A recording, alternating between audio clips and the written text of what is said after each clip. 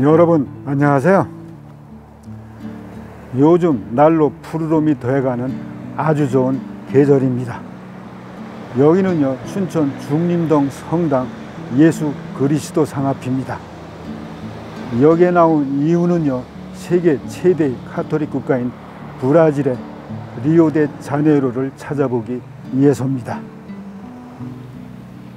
여러분이 잘 알고 계시는 것처럼 리오데자네이루에는 세계 7대 불가사의 중에 하나인 거대한 예수 그리스도 상이 있는 곳입니다.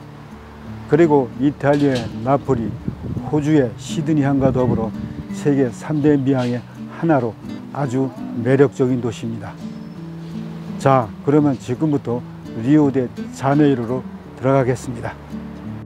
브라질은 페루 이키토스에서 시작하여 아마존강 약 4,000km의 횡단과 수도인 브라질리아를 탐방하고 리우데자네이루로 들어가며 세계에서 5번째로 큰 면적에 인구도 약 2억 2천만 명에 이르는 큰 나라임이 절로 느껴집니다. 브라질리아에서 약 1200km 떨어진 리우데자네이루행 야간버스에 올랐습니다. 2층 버스 여행이라 앞이 잘 보이는 운전기사 바로 머리 위에 자리한 맨 앞자리를 잡았습니다. 버스는 도중에 여러 번 주유소에 들립니다.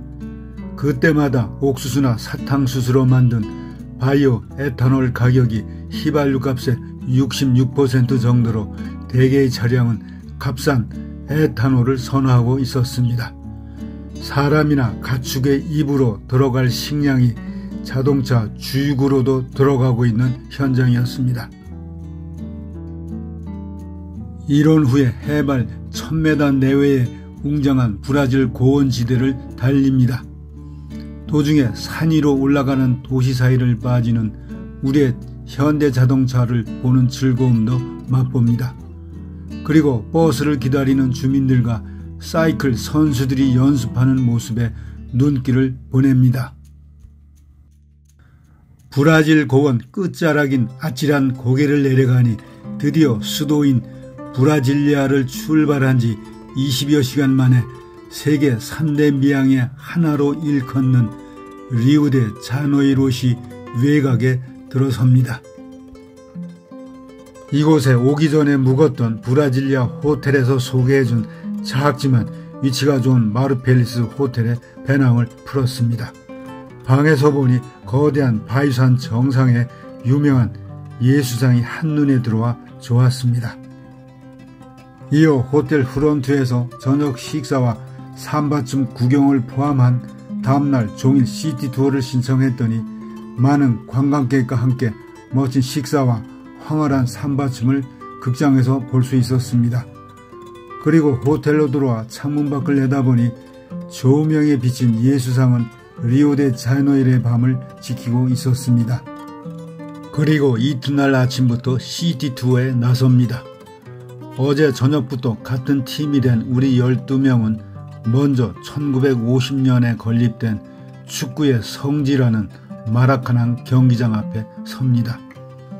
많은 시민들이 경기장 입장을 위해 줄지어 있고 이를 본 가이드는 브라질이 5번이나 월드컵에서 우승했다며 자신이 축구 스타가 된 듯 흥분한 모습이었습니다. 이어 매년 2월 말부터 4, 5일간 열리는 세계 3대 축제 중의 하나인 삼바축제 퍼레이드를 못 보는 아쉬움에 퍼레이드 관람구역인 삼바드롬 앞을 서성거리며 떠날 줄 모르고 있었습니다. 이에 우리는 간밤에 본 극장에서의 삼바춤을 돌아보는 것으로 만족해야 했습니다. 이어 우리 미니버스는 18, 19세기에 건립된 유서 깊은 도시 중심지인 시넬란디아 광장 주변에 시립극장, 오페라하우스, 국립도서관, 미술관, 박물관, 영화관 등의 곁을 주마간산 격으로 지나면서도 건물이 풍기는 우아한 진한 역사의 냄새를 맡고 있었습니다. 그리고 2011년인가 미국 오바마 대통령이 이곳에서 대중연설을 통해 남미에 대한 메시지를 전달한 기록도 있음을 알았습니다.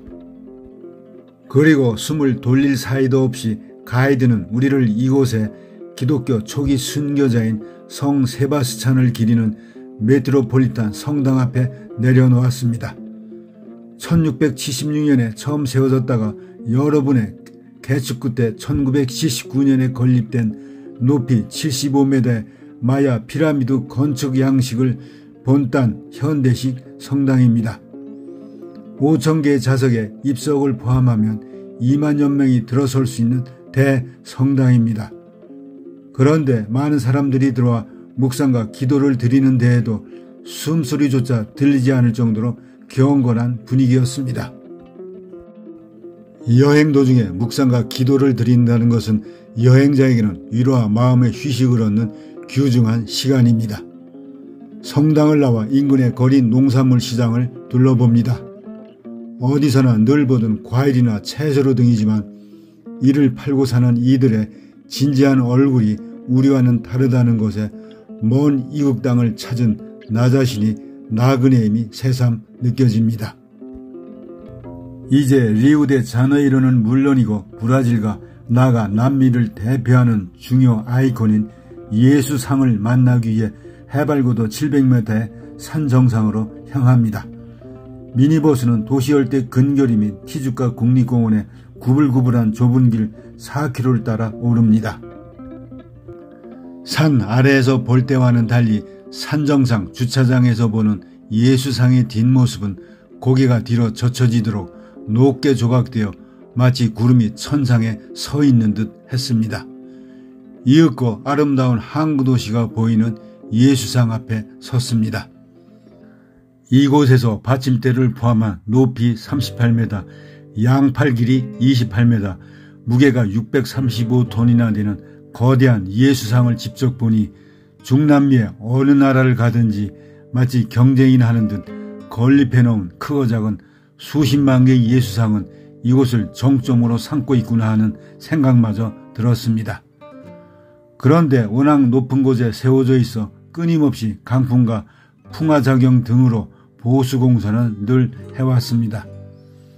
특히 이곳은 낙뢰의 빈도가 높은 지역으로 여러 차례 강한 벼락으로 조각상의 손가락이나 머리와 얼굴 부분이 손상을 입어 피레침을 바꾸기도 했습니다.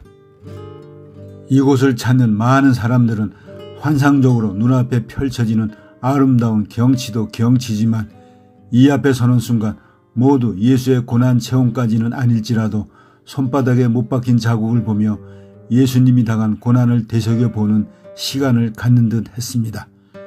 십자가에 매달린 모습을 재현하는 다른 사람들을 따라 양팔을 벌리며 예수의 고난을 생각하는 기회였습니다. 예수상의 하부 대자 안에 수십 명이 들어갈 수 있는 작은 성당에서 1호 미사를 끝낸 신부와 신자들이 아베 마리아를 부르며 예수상과 십자가를 앞세우고 예수상 둘레를 돌며 방문객들에게 축복을 내리고 있었습니다. 깎아지른 듯한 뾰족한 화강암 정상을 깎아내어 다듬은 자리에 세운 거대한 예수상과 전망대에서 보이는 대서양의 거친 파도를 피하기 위해 뭇 안으로 깊이 파고들어온 구하라 바라만과 어울린 도시 모습은 풍경을 더욱 뛰어나게 만들고 있었습니다. 이러한 황홀한 광경을 보기 위해 매년 수백만 명이 이곳을 찾는다니 죽기 전에 한번 와볼 만한 곳임은 틀림없어 보입니다. 한편 브라질 정부는 예수상이 7대 불가사의로 등재된 이후 코르코바도 산 정상을 성역화하는 등 관광객 유치에 큰 효과를 보고 있습니다. 특히 장기간에 걸친 공사 비용은 대부분 국내의 가톨릭 신자들의 기부금으로 충당했다고 하니 이의 의미가 큼을 느낍니다. 이를 생각하면 중남미 대륙은 스페인과 포르투갈의 오랜 지배로 종교적으로 가톨릭 대륙임을 말해주고 있습니다. 그러나 어느 도시에서나 볼 수 있는 일이지만 아름다운 해변가는 무장 경비원이 지키는 고급 주택이 늘어서 있고 그 뒤쪽으로는 신조차 버렸다고 하는 빈민촌인 파벨라가 빼곡하게 줄지어 있는 등 도시의 빈부격차 문제를 안고 있음을 알 수 있습니다. 이제 하산할 시간이 되어 언제 또다시 와볼 수 있을까 하는 생각에 다시 전망대 앞에 서니 앞으로 가볼 해변과 슈가로프 산등이 나의 방문을 기다리고 있었습니다. 여러분 잘 보셨나요?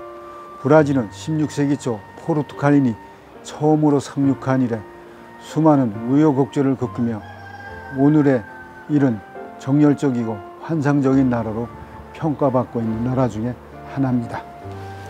세계 최대 가톨릭 국가로 한때 포르투갈과 브라질의 수도였던 리오데자네이루는 현대 도시가 지닌 많은 문제점을 지니고 있으면서도 세계 각국으로부터 관광객이 끊임없이 찾는 매력적인 도시로 다시 가보고 싶은 도시입니다.